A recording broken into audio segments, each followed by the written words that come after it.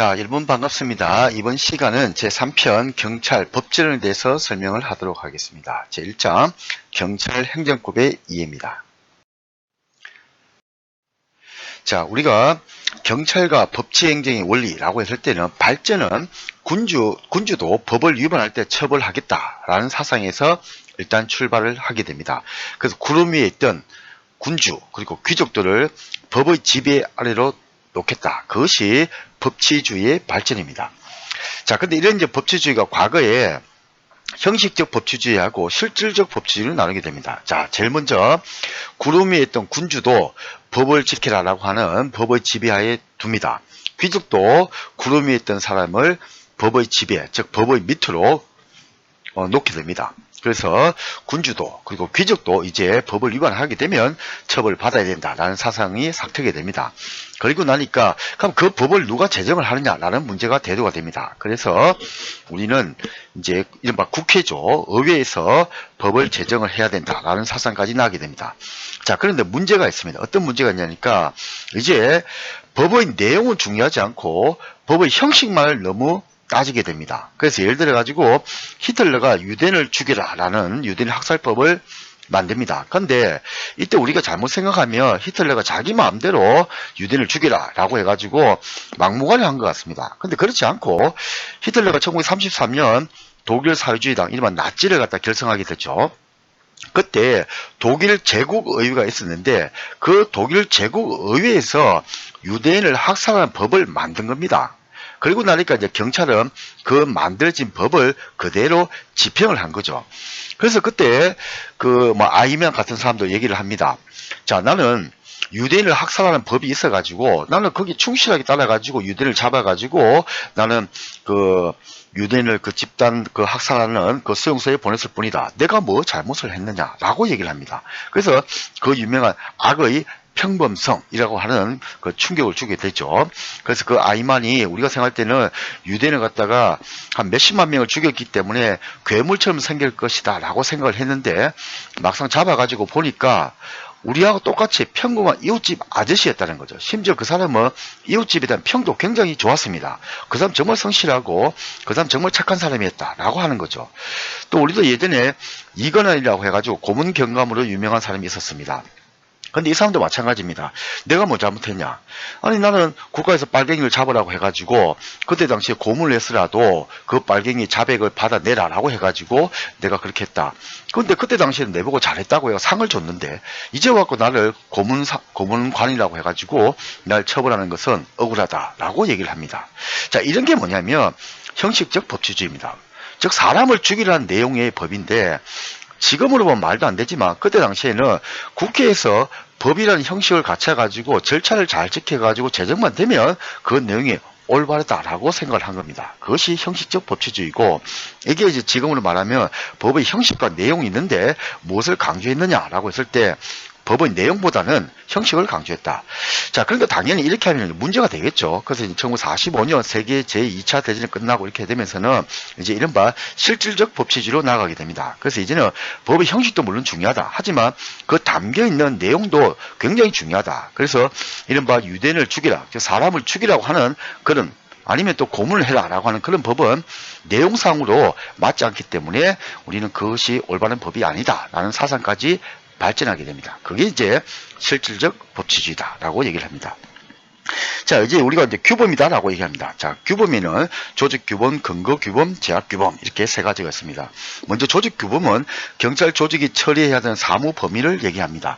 그래서 사무 범위, 조직규범 이렇게 하는 게 좀 어려운데 쉽게 얘기하면 경찰이 해야 되는 업무다. 이렇게 이해를 하시면 됩니다. 예를 들어 가지고 자, 경찰이 기소를 할 수 있느냐? 못하죠.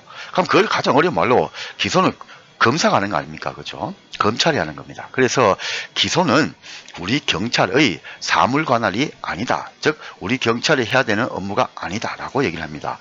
또 예를 들어 재판을 합니다. 자, 경찰이 재판을 할 수 있습니까? 못하죠. 그럼 또 역시 재판은 우리 경찰의 사물 관할이 아니다 라고 얘기를 합니다. 자, 그런 것이 사물 관할이다 라고 얘기를 합니다. 그래서 이 사물 관할은 우리 경찰 같은 경우는 경찰법이라든지 경찰관 직무집행법, 그죠? 그 직무, 그죠? 임무 규정에 상세히 나와 있습니다. 그래서 이거는 형식적 의미 경찰과 내용이 똑같고 법 제도적으로 경찰이 해야 되는 업무 범위, 이것이 조직규범이다 라고 얘기를 합니다. 자, 이제 근거규범입니다. 근거규범은 이제 법률 유보다라고 해요. 법률 수권, 그죠? 법적 근거가 있느냐 없느냐라고 얘기를 합니다. 자, 예를 들어 가지고 자, 국합이 있습니다. 아주 착한 경찰관이 있습니다. 이 사람은 자기가 해야 되는 업무 범위를 잘 알고 있습니다.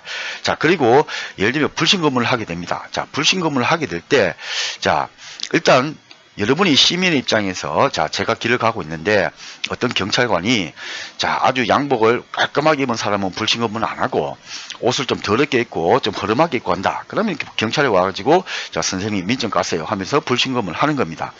그럼 이제 제3자인 여러분이 딱 봤을 때 첫 번째 드는 생각은, 경찰이 저렇게 지나가는 사람을 막 세워가지고 그냥 뭐 물어보고 이렇게 가능하냐?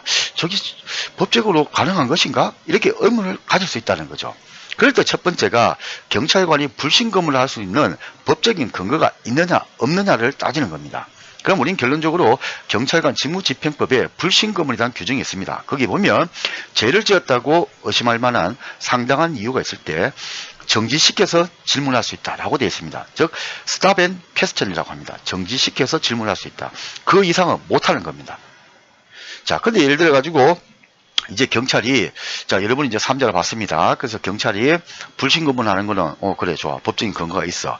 자, 근데 이제 제약규범은 뭐냐면, 원래는 법률 우위라고 했을 때는 좀 전에 얘기한 것처럼 구름 위에 있던 군주와 귀족을 법의 아래에 두자. 그죠? 법의 지배하에 두자. 그래서 우리가 법치주의라고 했을 때 제일 핵심은 법률 유보와 법률 우위입니다. 자, 근데 이제 법률 우위는 구름에 있던 사람들을 밑으로 내놨습니다. 자, 그리고 나면 그 다음에 이제 발전된 게 뭐냐면 이제 법이 정한 테두리, 울타리, 한계가 있다는 거죠. 그 한계를 경찰은 넘어서지 말라는 겁니다. 자, 무슨 말이냐? 자, 여러분이 이제 길을 가고 있는데 갑자기 경찰관이, 자, 선생님 민증 까세요 라고 얘기를 하는 겁니다. 그래서 여러분이 이제 협조적이니까, 자, 민증을 까가지고 보여줬습니다. 자, 그랬더니 이제 경찰관이 그 가방도 한번 봅시다 라고 하는 겁니다. 그래서 여러분은 가방은 사생활이니까 전 가방은 싫어요 라고 얘기를 했는데 경찰관이 갑자기 여러분 가방을 뺏어가지고 가방이 자꾸 열어가지고 안에 내용물을 보는 겁니다. 자, 근데 여러분이 이제 남학생이라면 좀 괜찮습니다. 만약 여학생이었다. 여학생이 옛날에 많이 했습니다. 옛날에 이제 뭐 시위 많이 하고 할 때 학교에 가는데 갑자기 그 경찰이 나타나가지고 여학생 가방도 자기 마음대로 열고 막 했습니다. 자, 그런데 오늘날 또 여러분이 여학생이 가고 있는데 갑자기 경찰관이 나타나가지고, 자, 선생님 잠깐만 불신검문 하겠습니다 하더니 갑자기 가방을 자기가 열는 겁니다. 이게. 자, 그러면 불신검문을 할 수 있는 법적인 근거는 있지만 그렇게 압수수색 영장도 없이 남의 가방을 동의도 받지 않고 열었다. 그럼 이것은 여러분이 제3자 입장에서 봤을 때도, 야, 저거는 경찰관이 너무한데? 저거는 아닌 것 같은데? 이렇게 생각을 한다는 거죠. 그걸 이제 우리는 학문적으로 좀 어렵게 경찰이 법이 정한 제약 규범이 있는데 그 범위를 벗어났다라고 얘기를 합니다. 그래서 가장 어려운 말로는 법률 우위의 원칙을 어겼다라고 얘기를 합니다. 즉 법이 정한 테두리, 울타리가 있는데 그걸 넘어섰다는 거죠. 즉 경찰관은 법적인 근거에 의해 가지고 불신검문을 할 수 있습니다. 하지만 그 불신검문을 할 때도 스탑 앤 퀘스천이고 프리스크밖에 못합니다. 프리스크는 뭐냐면 툭툭툭 두드려가지고 외표 검사라고 하는데 안은 자기가 열 수가 없습니다. 겉으로만 툭툭툭 쳐가지고 자기가 이상한 물건이 있다. 그러면 그걸 갖다가 수색할 수 있다. 여기까지만 법으로 딱 정한 겁니다. 근데 자기가 마음대로 가방을 열었다. 그러면 법이 정한 테두리, 울타리를 벗어났다. 그럼 그때 우리는 경찰이 법률 우위의 원칙을 어겼다라고 얘기를 합니다. 그게 뭐냐? 제약규범이다. 이렇게 얘기를 합니다. 그래서 국합은 이런 조직규범과 근거규범과 제약규범을 잘 지키면서 경찰 활동을 하는 아주 멋진 경찰관이고, 배드캅은 자기 마음대로 불신검을 할 수 있다. 그렇죠. 오늘 내 마음대로 불신검을 해야지 라고 해가지고 무차별적으로 하는 경찰관, 그것이 배드캅이다 라고 기억을 하시면 좀 도움이 될 것 같습니다. 자, 이제 경찰 행정법 법원입니다. 자, 법원이라고 했을 때는 법원 이제 근원, 그죠? 근거다라고 얘기합니다. 거기 이제 성문 법원이 있고 불문 법원이 있습니다. 여러분 잘 아시는 것처럼 헌법, 법률, 명령, 조례, 규칙 이렇게 있습니다.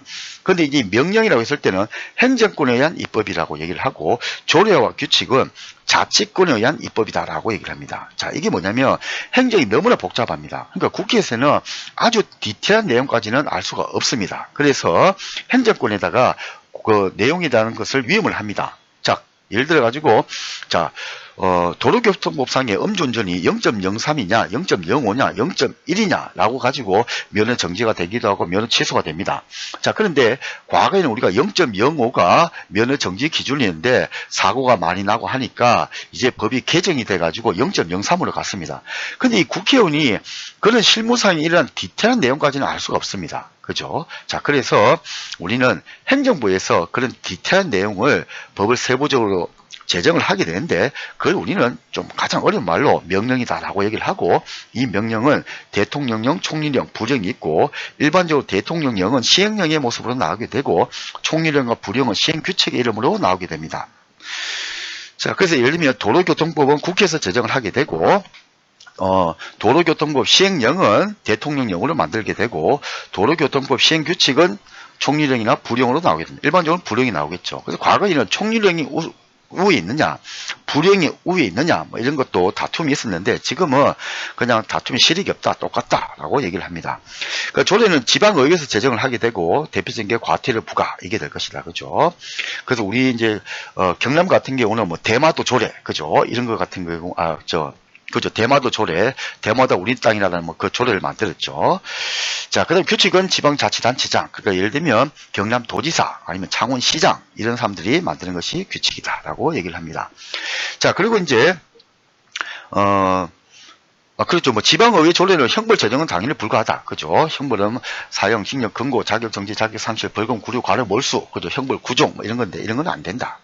자, 불문법은 뭐냐 그러면 한마디로 얘기하면은 법이 없는 겁니다. 그 예를 들어 가지고 영국이 가장 대표적인 불문법 국가인데 제가 만약 영국의 변호사다. 그러면은 영국에서 어떻게 하냐면 기존에 예를 들면 교통사고가 났다. 그럼 이 사건하고 가장 유사한 그 영국의 그 영국의 그 대법원 판례가 있겠죠. 그럼 그 판례를 제가 찾아가지고 그 판례가 이렇게 나왔습니다. 그래서 우리도 무죄입니다. 라고 주장을 하는 겁니다. 그것이 이제 판례법이다. 라고 얘기를 합니다. 그래서 판례가 하급심을 이제 귀속을 시킨다. 뭐 이런 얘기를 합니다.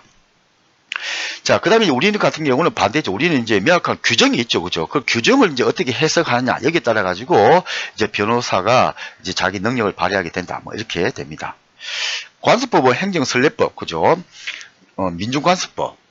그래서 행정선례는 과거 행정이 뭐 이렇게 계속 예를 들면 우리 옛날에 뭐 계곡에 그 불법으로 뭐 방치된 그런 음식점이 있으면 그걸 계속 뭐 방치를 한 거죠. 그런데 그게 이제 관리가 되었다. 뭐 이런 게 행정선례법이고 민중관습법은 원래 바다는 개인 바다가 없습니다. 그죠? 근데 이제 우리가, 어촌계에 가보면, 여기는 김씨바다, 이씨바다, 이렇게 묵시적으로 있습니다. 그죠? 그런 게 이제 민중관습법이다. 라고 얘기를 합니다.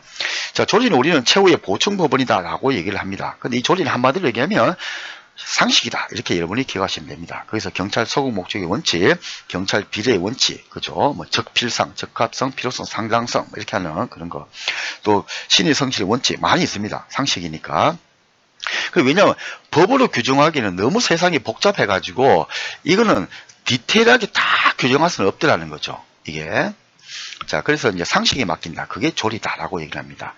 그래서 조리는 조리상의 한계론에서 출발했다라고 얘기를 하고 성문법원이 된 것이 있는데 그것이 비례의 원칙이다. 가장 대표적으로 이제 조리상의 한계론에서 출발했지만 성문법원이 된 게 있는데 그게 비례의 원칙이다라고 얘기를 합니다.